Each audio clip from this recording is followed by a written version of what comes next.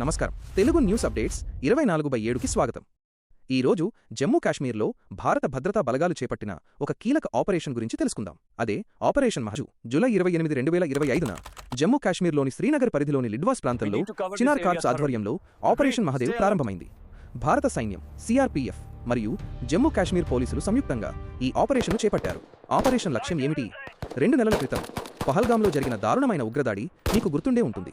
ఆ దాడిలో లష్కరే తోయిబా అనుబంధ సంస్థ ది రెసిస్టెంట్ ఫ్రంట్ టీఆర్ఎఫ్కు చెందిన ఉగ్రవాదులు 26 మంది అమాయక పర్యాటకులను దారుణంగా హత్య చేశారు. ఆ దాడిలో పాల్గొన్న ఉగ్రవాదులను ఏరివేయడమే ఆపరేషన్ మహదేవ్ ప్రధాన లక్ష్యం. ఆపరేషన్ ఫలితం: ఈ ఎన్కౌంటర్లో భారత సైన్యం 3 ఉగ్రవాదులను మట్టుపెట్టింది. వారి పేర్లు ఆసిఫ్ ఫౌజీ, సులేమాన్ షా మరియు అబూ తల్హా.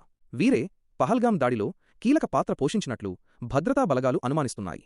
భారత సైన్యం, సిఆర్పీఎఫ్ మరియు జమ్మూ కాశ్మీర్ పోలీసులు అత్యంత సమన్వయంతో పనిచేసి పక్కా గాలింపు చర్యలతో ఉగ్రవాదులను చుట్టుముట్టారు. పహల్గాం దాడి నేపథ్యం: 2 నెలల క్రితం పహల్గాంలో ప్రకృతి అందాలను చూడటానికి వచ్చిన పర్యాటకులను ఉగ్రవాదులు మతం పేరుతో దారుణంగా హత్య చేశారు. ఈ ఘటన దేశవ్యాప్తంగా తీవ్ర దిగ్భ్రాంతిని కలిగించింది. అప్పటి నుండి భద్రతా బలగాలు ఆ ఉగ్రవాదుల కోసం గాలిస్తున్నాయి. ప్రస్తుత పరిస్థితి: ఆపరేషన్ మహదేవ్ ఇంకా కొనసాగుతోందని సమాచారం.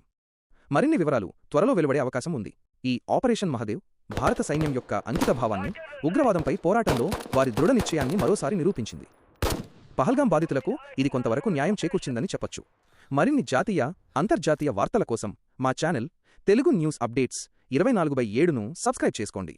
ధన్యవాదాలు.